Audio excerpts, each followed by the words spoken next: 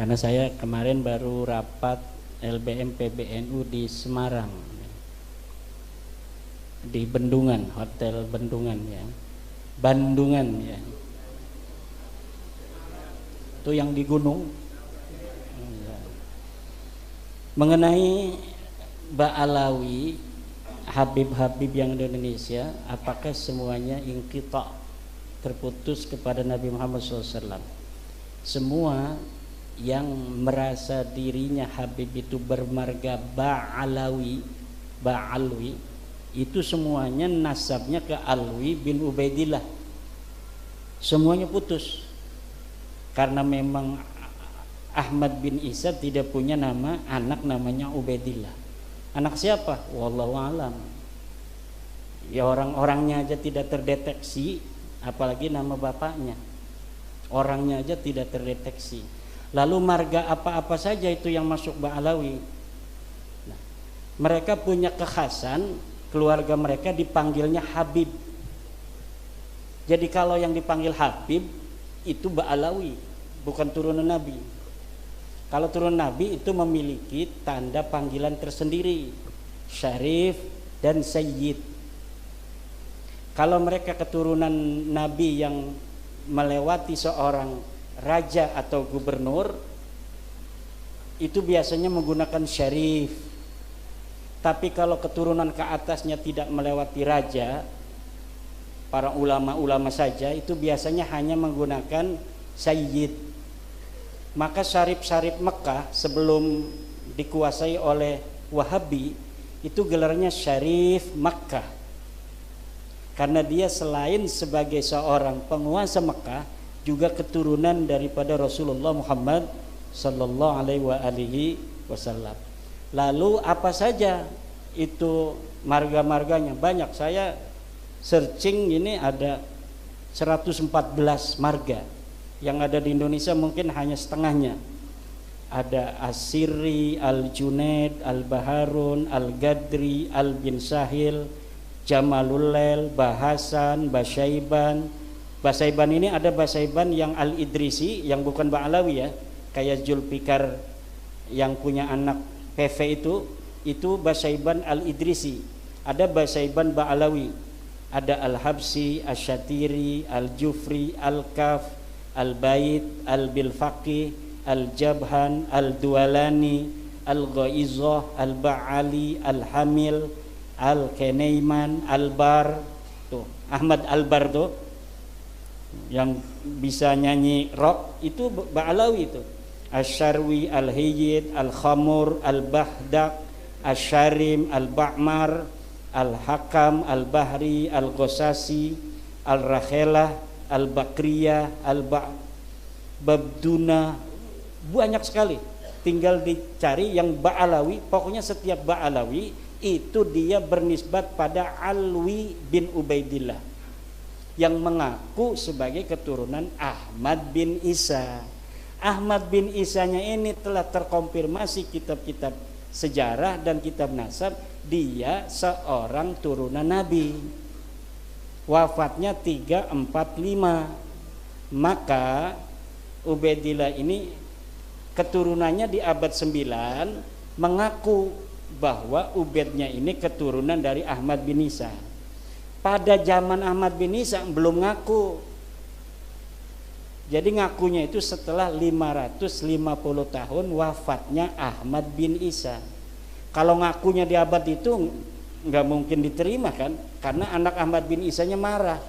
Tapi dengan berjalannya waktu, semakin menyebar itu keturunan Ahmad bin Isa, kesempatan orang untuk mengaku keturunan siapa saja itu kan terbuka. Masalahnya terbukti tidak secara data sejarah dan data nasab, itu saja. Kemudian mengenai pertanyaan selanjutnya, Wali Songo nasabnya ke Ba'alawi bukan. Orang-orang Ba'alawi Habib mencatat dalam kitab mereka seluruh Wali Songo keturunan Ba'alawi. Itu pada tahun berapa? Baru pada tahun 1984. Kitab cetakan Samsud Dohiro yang ditambahi. Dulunya tidak masuk. 1984 cetakan baru kitab Nasab Ba'alawi mencantumkan terutama Kesultanan Banten yang dicantumkan sampai hari ini ada di dalam kitab Syamsul Dhahira itu. Kita ini mantan Ba'alawi. Tahun 2012 saya itu menjadi pencatat nasab bersama teman-teman dari keluarga Kesultanan Banten itu masih ke Ba'alawi karena belum ditemukan keraguan waktu itu. Nah, keraguannya timbul ketika kitab nasab mereka itu mencatat Syamsul Dhahira itu keluarga Kesultanan Banten, kemudian keluarga lain seluruh Wali Songo, hanya dicatat beberapa generasi bahwa ini ke apa Ba'alawi gitu, tapi tidak dicatat sampai bawah. Kalau Kesultanan Banten dicatat sampai bawah, sampai tahun 1808. Jadi sampai sultan terakhir Sultan Sapiuddin. Nah, kalau Sunan Giri hanya Sunan Girinya saja gitu. Sunan yang lainnya saja. Tapi kalau Sultanan Banten dicatat sampai tahun 1808, keturunan Sultan Sapiuddin sampai sultan hari ini. Cuma sultan budaya. Itu masih ada di dalam kitab Syamsul Dhahira. Nah, setelah diteliti, betulkah ini Ba'alawi merupakan leluhur Wali Songo? Ternyata kitab-kitab manuskrip yang sekarang mulai orang itu paham setelah ada bab nasab ini pada penasaran, mencari-cari kitab-kitab di rumah-rumah mereka yang tua-tua. Kemudian Kesultanan Cirebon dia punya manuskrip yang gak boleh dibuka-buka, katanya pemali kalau dibuka. Akhirnya sekarang mau buka. Nanti setelah dari sini saya ke Kesultanan Cirebon, diminta oleh Pangeran Qodiron Patih dari Kanoman untuk bersama-sama membicarakan nasab Wali Songo. Karena di Kesultanan Cirebon pun lihat itu di makam Sunan Gunung Jati masih Ba'alawi. Nggak heran kalau nasab-nasab kiai lain di Nusantara ini masih Ba'alawi. Karena Kesultanan Cirebon sendiri belum serta-merta begitu saja menerima, walaupun saudara-saudara saya dan selalu SMS-an tiap hari. Tapi untuk merubah itu kan kita perlu hati-hati. Lalu mulai kapan? Masa iya 1984 saja ketika nasab Wali Songo itu ditulis dalam Syamsul Dhahira? Bukan. Sebelumnya sudah ada tahun 1960 sebuah manuskrip palsu ditulis. Jadi ada namanya manuskrip Negara Kertabumi. Katanya karya Pangeran Wangsakerta, salah satu putra Raja Cirebon tahun 1670. Nah, tahun 1670 di dalam manuskripnya itu ditulis silsilah Sunan Gunung Jati sampai ke Ubaidillah. Setelah ini manuskrip dibawa ke ahli filolog dari Universitas Indonesia, ternyata kitab ini kertasnya tua, setelah pakai ludah, seret, tuanya hilang. Kertasnya ternyata kertas Manila. Kertas Manila itu ya kertas zaman sekarang itu, kayak karton itu. Itu. Jadi upaya itu sudah sejak 1960. Lalu yang tertua lagi di mana? Yang tertua lagi dalam tulisan Habib Salim bin Jindan.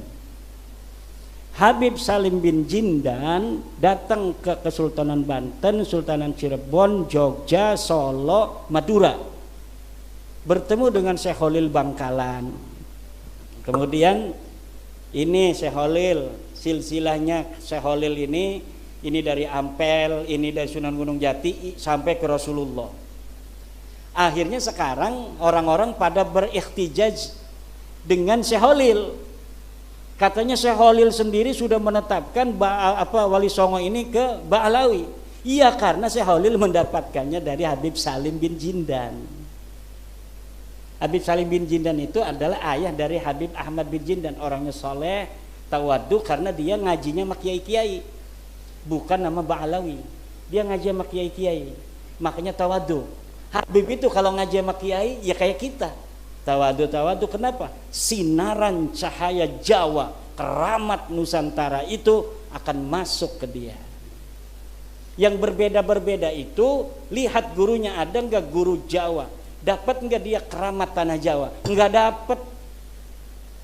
Kalau yang sombong-sombong itu nggak dapat keramat tanah Jawa. Jadi dia tidak dapat doa dari Sabdo Palon sama Syekh Subakir dulunya. Kalau yang dapat doa dari Syekh Subakir perjanjiannya dengan Sabdo Palon, ya kita mengindonesia. Tidak ada perbedaan kita berdasarkan keturunan dengan siapapun. Nah itu intinya. Kemudian, nah jadi Wali Songo ini sampai sekarang belum tuntas. Makanya saya jarang ngomong Wali Songo karena belum selesai. Dan menurut saya Wali Songo ini mau ke Nabi, mau ke jadi Syarif Sayyid itu nggak terlalu berbahaya. Kenapa? Mereka mengutamakan ilmu, tidak mengutamakan nasab.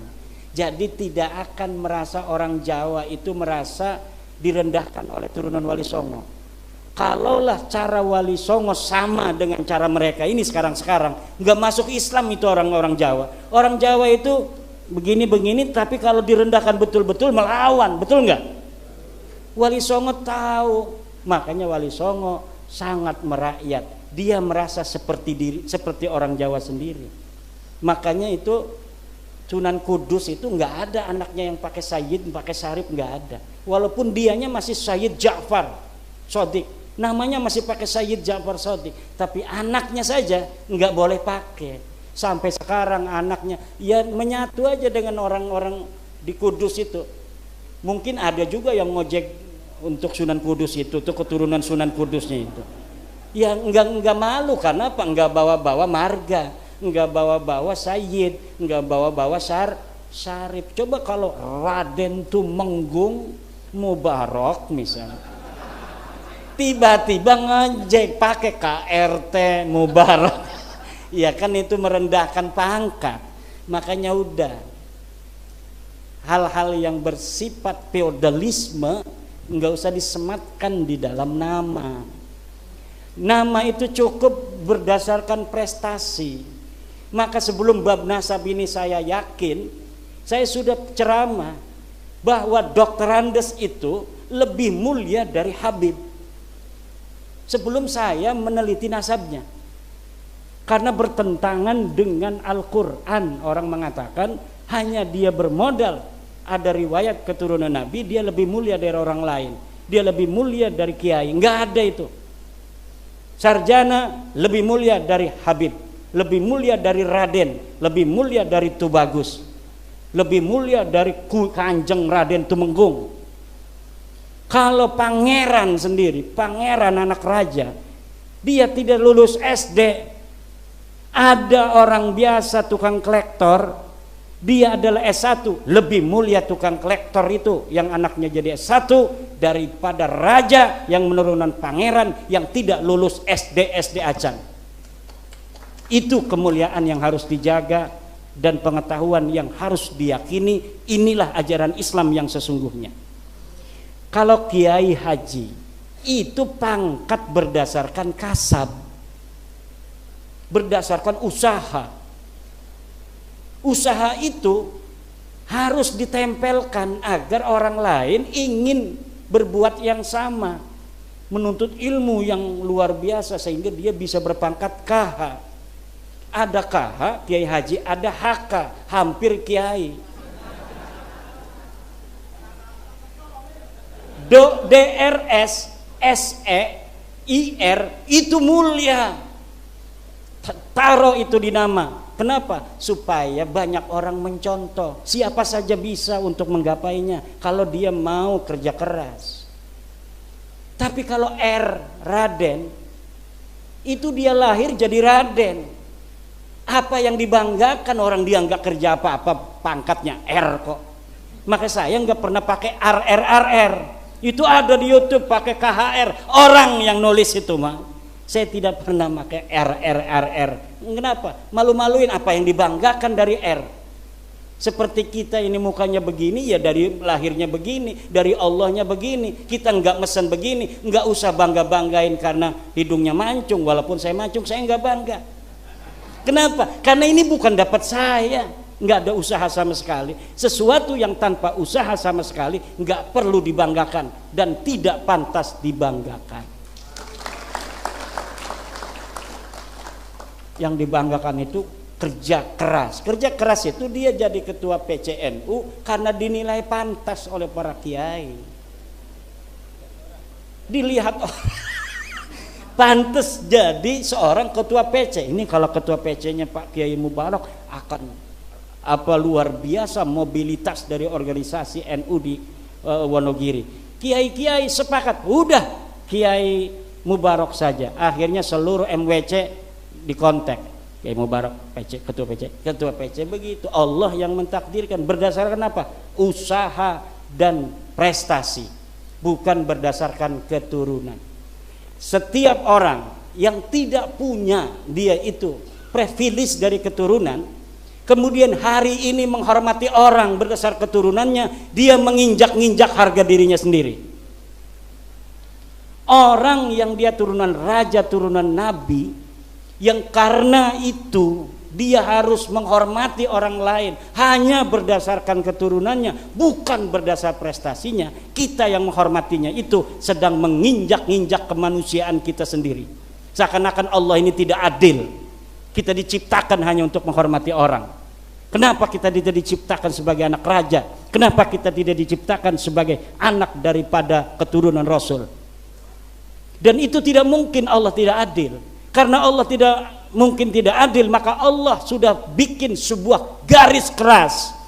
Inna akramakum indallahi atqakum. Yang paling mulia itu bukan dia keturunan daripada Nabiku Muhammad, tapi dia yang paling mulia menyembah aku dengan seikhlas-ikhlasnya. Itu patokan kita. Hadis Nabi juga begitu. Tidak ada hadis Nabi, hormatilah keturunanku. Tidak ada. Ada itu Habib di dalam ceramahnya, hormatilah keturunanku. Siapa orang yang menolong keturunanku, maka aku akan membalasnya di akhirat. Hadis palsu itu.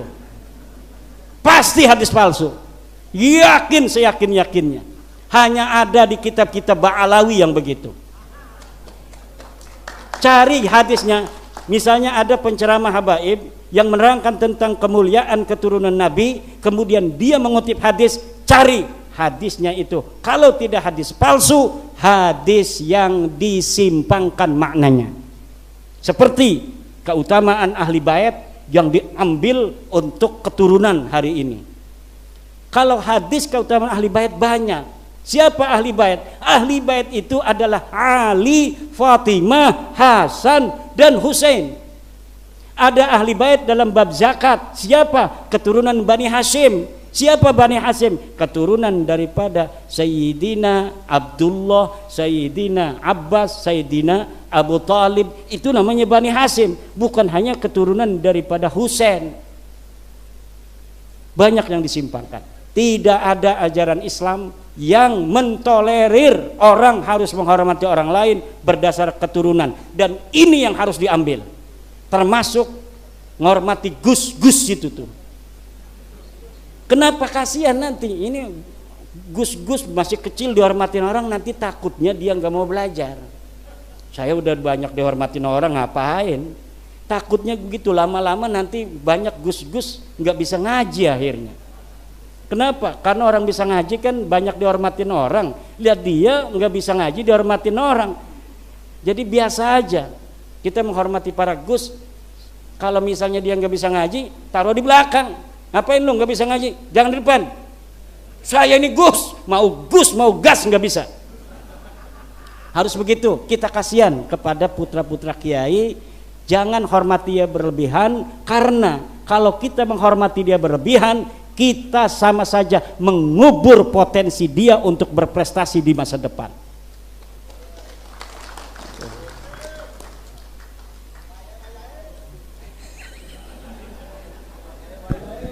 Yang kedua, kedua 87 nasabah. Katanya ini anti Gus juga nih. Ini bisa melebar nanti, anti Habib, anti Gus gitu. Ya harus menerima resiko. Ini saya udah menerima resiko. Ini saya kemarin menjawab Rumel Abbas di mobil bikin tulisan. Saya sedang di kendaraan menuju Jawa. Itu sudah malam-malam tadi malam banyak yang Jawanya di mana lo? Gua paranin lo segala macem. Dia beraninya cuma di WA aja kan. Itu biasa-biasa saja. Dan kita harus berani. Ada orang yang mengorbankan waktunya, pikirannya untuk kecerdasan, kecerahan, pencerahan banyak orang agar menjadi tercerahkan, agar bangkit dari selama ini doktrin-doktrin dan keterpurukan kemanusiaan. Kiai Miftahul Ahyar, bukan Miftahul Ahyar, Miftahul Ahyar namanya, Filul Ahyar, Birrul Ahyar, Kiai Birrul Ahyar. Dari 87 kitab nasab, kitab yang ditukil hanya 1 kitab nasab. Banyak yang saya tukil. Iya, karena yang berhubungan dengan nasabnya Ubaidillah yang ke Ahmad bin Isa hanya itu yang berhubungan. Ngapain kitab nasab-nasab banyak itu yang tidak ada menyebut Ahmad bin Isa. Ketika kita telah mengetahui bahwa ayahnya namanya Ahmad bin Isa, dari situ dia punya anak Ubaid enggak. Yang menyebut Ahmad bin Isa itu hanya beberapa kitab. Makanya sejarawan barat banyak yang mengatakan Ahmad bin Isa sendiri fiktif. Dulu banyak sejarawan barat mengatakan Ahmad bin Isa fiktif. Kenapa? Karena Ahmad bin Isa tidak ditulis, padahal kitabnya ada, cuma dia waktu itu belum menemukan. Nah, tapi sekarang Ubaidillah ini mah bukan hanya belum ditemukan, karena memang betul-betul tidak ada, sama sekali tidak ada. Kalau Ahmad bin Isa di dalam kitab hadis dia meriwayatkan hadis, tapi dalam kitab nasab waktu itu belum ditemukan anaknya siapa-siapa. Nah, hari ini sudah ditemukan. Kitab Tahdhibul Ansab, kitab Muntaqilatul Talibiyah, kitab Al-Majdi, kitab Syajarah Mubarakah, kitab As-Sabatul Musan, kitab Tahdhibul Ansab, kitab Umdatul Talib, dan kitab An-Nafah Al-Ambariyah. Nah, kalau kitab-kitab yang lain yang ada di samping kanan kirinya itu betul banyak kitab nasab, tetapi tidak membicarakan tentang Ahmad bin Isa. Dia mungkin membicarakan toba-toba keluarga di sana yang ada di Suriah, tidak membicarakan yang ada di Irak. Karena Ahmad bin Isa ini orang Irak, maka yang dibicarakan harus yang dicari adalah kitab-kitab berasal dari Irak yang menerangkan tentang orang Irak. Baru ketika kita menemukan kitab nasab yang membicarakan orang Irak, kita bisa mengetahui anaknya Ahmad bin Isa berapa. Karena Ahmad bin Isa ini orang Irak, bukan orang yang pindah ke Yaman. Bagaimana kiai itu di dalam kitab-kitab disebutkan bahwa Ahmad bin Isa dimakamkan di Yaman. Yaitu makam siapa? Kitabnya abad berapa yang menyebutkan itu? Dari mulai abad ke-10 bahwa Ahmad bin Isa dimakamkan di Yaman. Sebelumnya ketika Ahmad bin Isa wafat tidak ada. Bagaimana dia dimakamkan di Yaman? Dia orang Irak. Masa iya mati di Irak dibawa-bawa ke Yaman mau ngapain?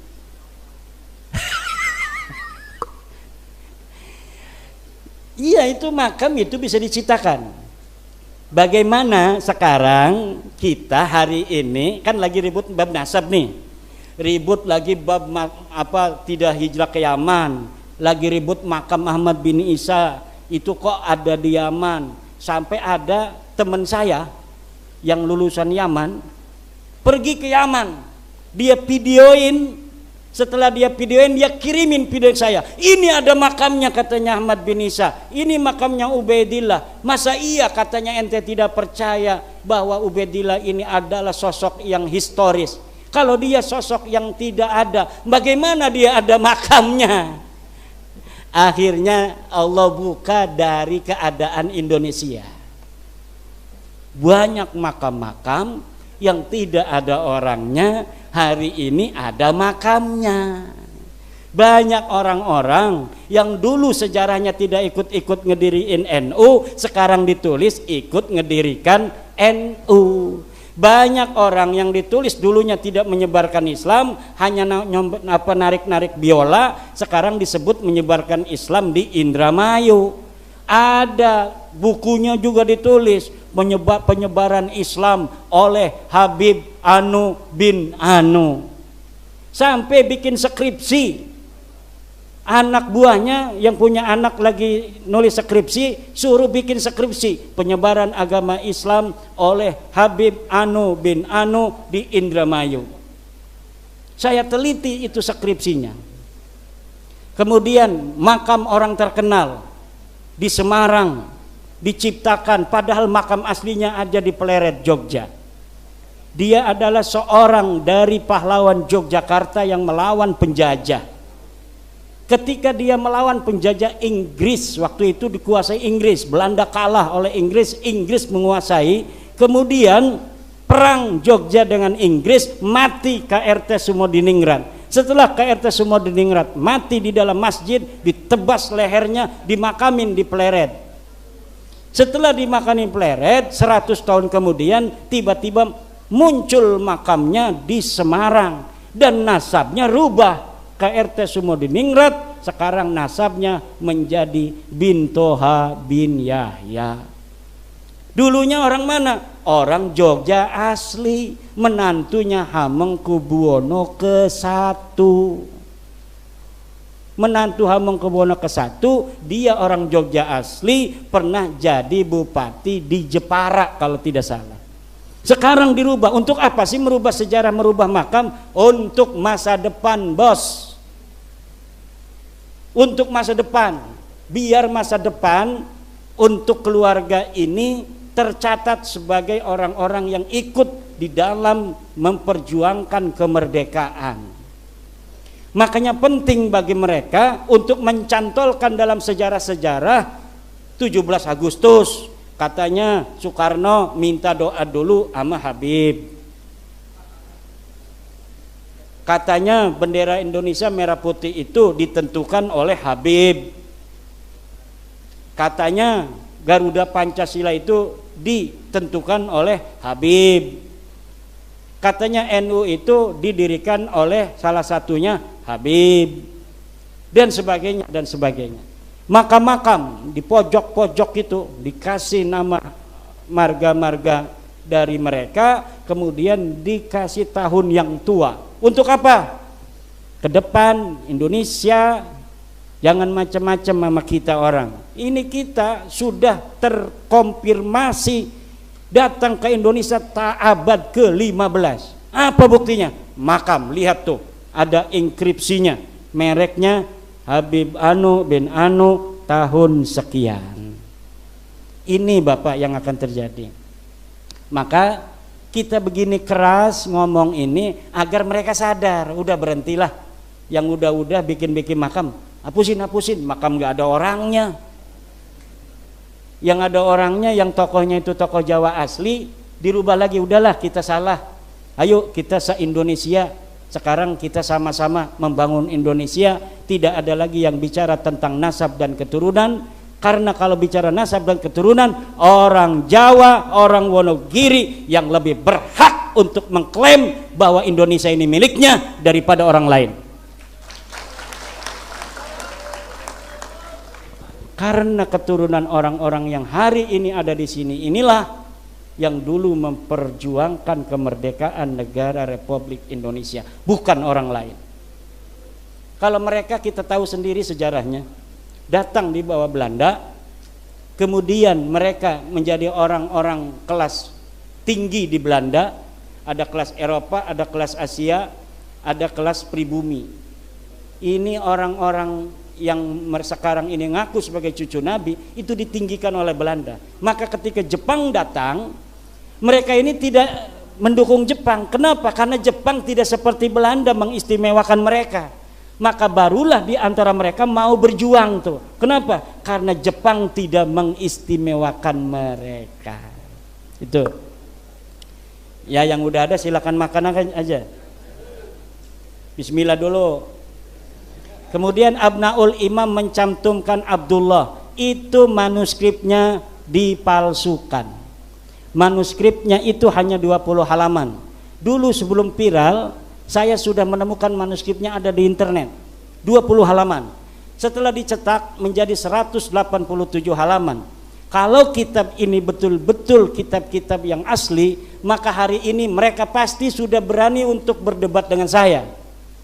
Tapi karena saya sudah mengetahui bahwa kitab ini diinterpolasi, ditambahi oleh Yusuf Jamalul Lail, maka mereka tidak berani, karena sayanya sudah tahu bahwa kitab ini diinterpolasi.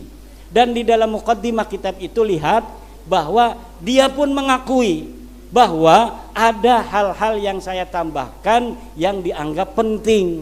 Itu yang dianggap penting, ya nyantolin Abdullah sebagai anaknya Ahmad itu.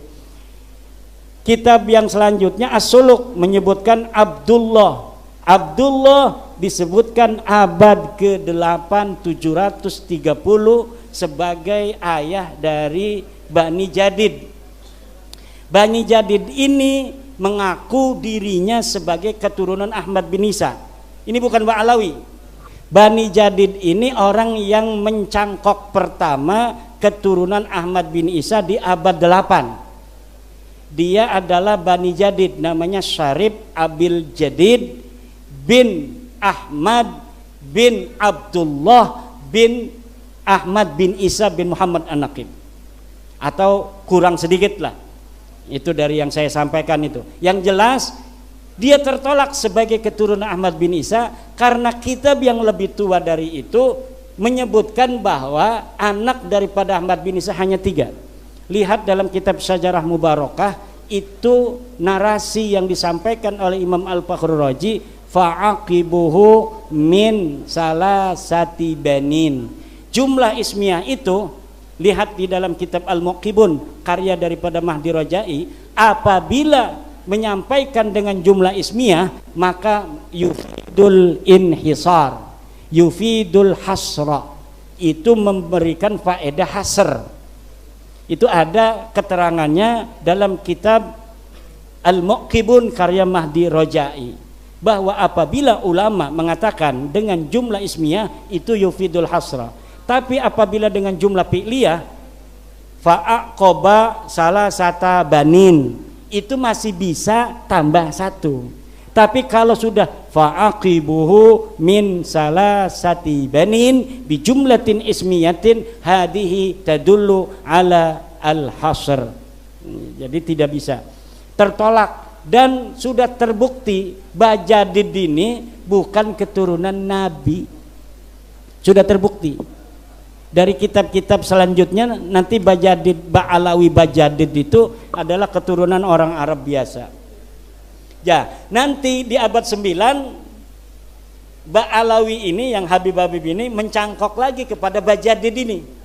Jadi nyangkok kepada cangkokan. Jadi Bajadid ini udah nyangkok kepada Ahmad bin Isa, anaknya ditambahin 1. Nah, nanti si Ba'alawi sekarang ini nyangkok kepada Ba'alawi Bani Jadid ini. Katanya Jadid itu adik daripada Alwi. Jadi karena kakaknya katanya atau adiknya sudah disebut, maka Alwi ini pun sudah terkonfirmasi. Yang menyebut Alwi itu sebagai keluarga Jadid atau adiknya atau kakaknya hanya Ali As-Sakron di abad 9. Jadi luar biasa gayanya. Dan kalau kita teliti, nanti saya sedang menulis lagi sebuah kitab kronologi, kronik batalnya nasab Ba'alawi. Ini sudah 300 halaman. Nanti saya akan sampaikan bagaimana upaya-upaya mereka di dalam mengakali sejarah masa lalu untuk seperti yang mereka inginkan di hari ini. Gaya-gayanya dalam pemalsuan manuskrip, pemalsuan daripada sejarah, pemalsuan makam dan sebagainya. Itu semuanya terkonfirmasi. Makanya ada YouTuber yang mengatakan dia sedih bahwa kita ingin katanya dipertemukan dengan Ba'alawi kepada orang tua kami di PBNU, jangan sebut kami pemfitnah. Itu tadi pagi saya nonton ada YouTuber kayaknya dari daerah Jawa Tengah, dia nangis bahwa dia ingin dipertemukan dengan Ba'alawi karena walaupun bukan Kiai Imaduddin saya pun bisa katanya untuk menjawabnya.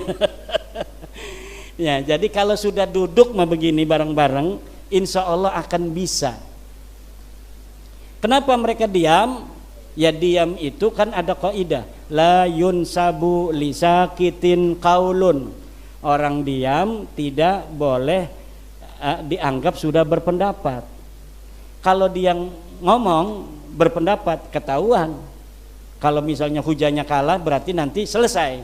Kalau diem aja nggak bisa dikatakan dia salah, dikatakan dia dusta. Itu strategi.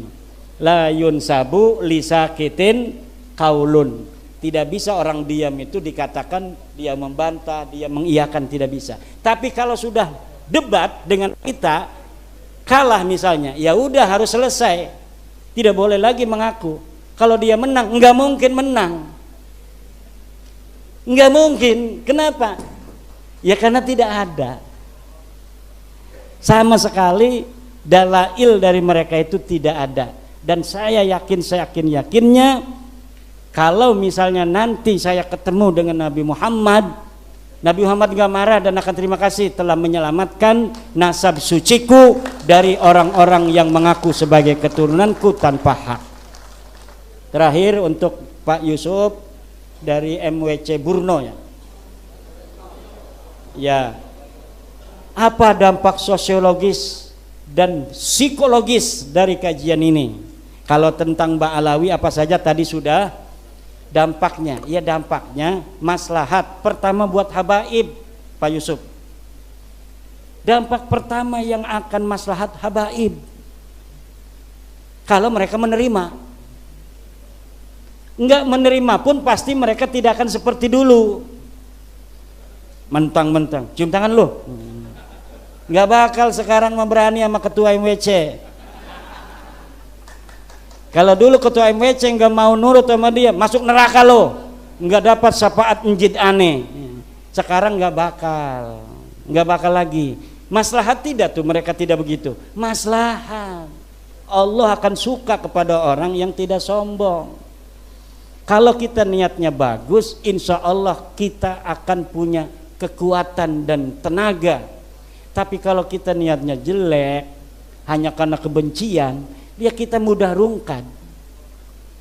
Kenapa ini bisa masif? Sampai-sampai ratusan orang sekarang ini mau ngedengerin, sambil makan lagi ngedengerinnya.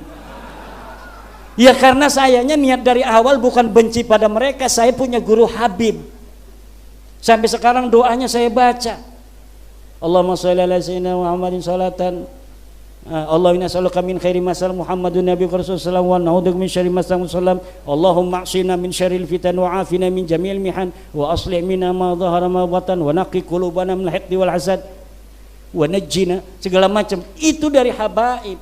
Dan guru saya itu kalau muridnya seperti saya datang ke rumahnya mau masuk kamar mandi nggak boleh sebelum dia masuk dan mencuci kamar mandinya.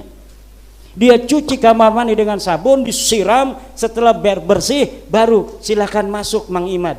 Manggilnya Mang Imad waktu itu saya masih kecil. Namanya Habib Ali bin Sahil. Saya suruh ke Yaman, udah Habib bayarin ke Yaman. Saya udah rencana Bib mau menghaji Alpiyah dulu. Oh ya udah. Coba kalau saya ke Yaman gak bakal begini saya. Itu sudah takdir Allah Subhanahu wa taala. Iya. Karena saya bukan berdasar kebencian dan saya yakin dengan apa yang saya lakukan tidak akan membuat Rasulullah marah, bahkan Rasulullah akan bangga kepada saya sebagai umatnya, dan ini akan memberikan maslahat bagi para habaib dan umat Islam, maka saya lakukan walaupun dengan berbagai macam dinamika, rintangan, ancaman dan sebagainya. Saya yakin dengan apa yang kita lakukan hari ini akan membawa kemaslahatan untuk semua. Demikian. Nah terakhir ada sejarah harus diluruskan. Terima kasih Pak Yusuf. Sejarah memang harus diluruskan. Dan lihat orang Wonogiri kanan kiri, apakah ada makam-makam palsu yang sudah didirikan. Kalau orang situnya nggak tahu, tiba-tiba ada makam bermarga bukan marga orang Jawa, Namanya bukan Jatiroso, Sokonegoro, Martojoyo, bukan begitu, tapi namanya Al-Anu, hancurkan saja. Kalau itu kemudian dibikin-bikin makam-makam keramat, kalau memang benar dia punya anak di situ, meninggal di situ, ya biarin aja. Tapi kalau dikeramatkan tiba-tiba di situ ada berita bahwa dulu ada Habib Anu dimakamkan di sini tahun 1500, hancurkan. Kenapa? Itu akan bisa merubah sejarah kita di masa yang akan datang. Hari ini Israel bisa kokoh di Palestina, di antaranya Israel menggunakan metodologi pembangunan makam palsu. Makam palsu dibangun di tanah-tanah Palestina, kemudian setelah itu makamnya dituakan, setelah dituakan kemudian makamnya itu diklaim sebagai makam bersejarah untuk sebagai legitimasi orang-orang Israel ada di Palestina, bahwa dulu leluhur kami sudah ada di sini. Ini buktinya makam-makam.